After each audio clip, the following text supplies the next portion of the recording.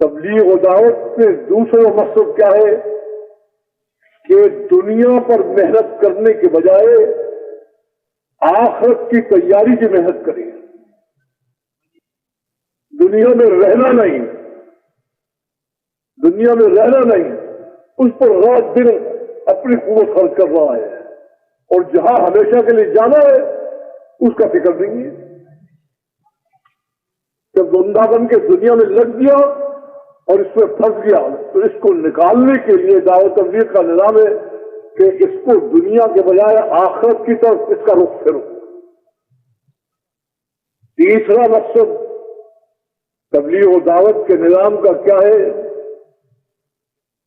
تیسرا مقصد تو کیا ہے کہ یہ انسان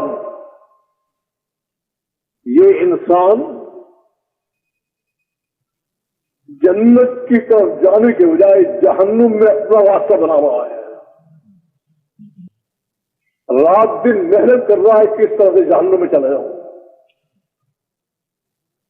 شیطان قسم کھا کر آیا تھا کہ میں ان سب کو اپنے ساتھ جہنم میں لے کر جاؤں گا، اس لیے اس نے سب کے پیچھے لگ کے وہ اپنے راستے پر ڈال دیا ہے کہ بجائے اس کے کہ جنت میں جانے کا فکر کریں، سب محنت کا رخ ہو گیا جہنم میں جانے کا اختیار کر رکھا ہے۔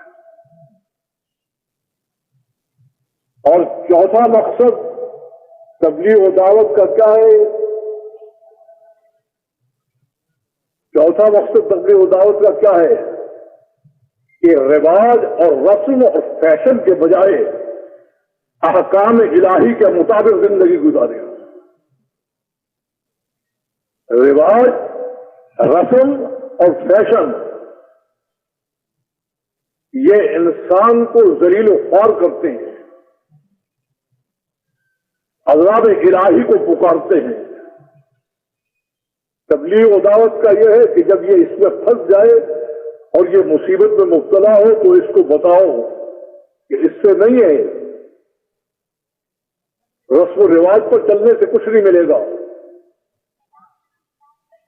اللہ کے حکموں کے مطابق تیری زندگی ہوگی تو دنیا بھی تیری ہے، آخرت بھی تیری ہے۔ چاروں چیزوں کو ذہن میں اچھا رکھیے۔ اس لیے اللہ رب العزت نے انسان کی پیدائش سے لے کر قیامت تک کا پورا نظام پورا بیان کر دیا ہے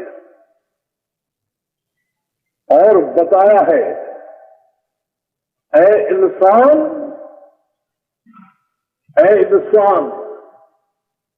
تجھے عقل دی ہے، تجھے علم دیا ہے، تو پوچھ اپنے آپ سے کہ تجھے پیدا کیوں کیا ہے۔ ہر چیز کی پیدائش کا ایک غرض ہوتی ہے۔ ہم نے آسمان اور زمین اور اس کے اندر جتنی چیزیں ہیں ما خلق السماوات والارض الا بالحق، یہ صحیح چیز کے لیے پیدا کیے ہیں، یہ خامخواہ کے لیے پیدا نہیں کیے۔ تو انسان تجھے کس لیے پیدا کیا ہے؟ تجھے پیدا کرنے کی غرض کیا ہے اس کو سمجھ۔ تجھے پیدا کیا ہے میں نے کہ تو میرا مصاحب ہو، میرا درباری ہو۔ ساری مخلوقات میں سے تجھے میں نے اپنے درباری اور مصاحب ہونے کے لیے پیدا کیا ہے۔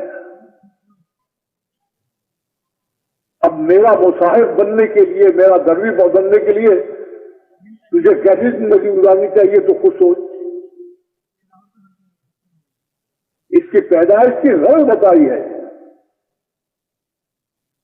ان المتقین فی جنات ونہر فی مقعد صدق عند ملیک مقتدر۔ یہ اس لیے پیدا کیا گیا ہے،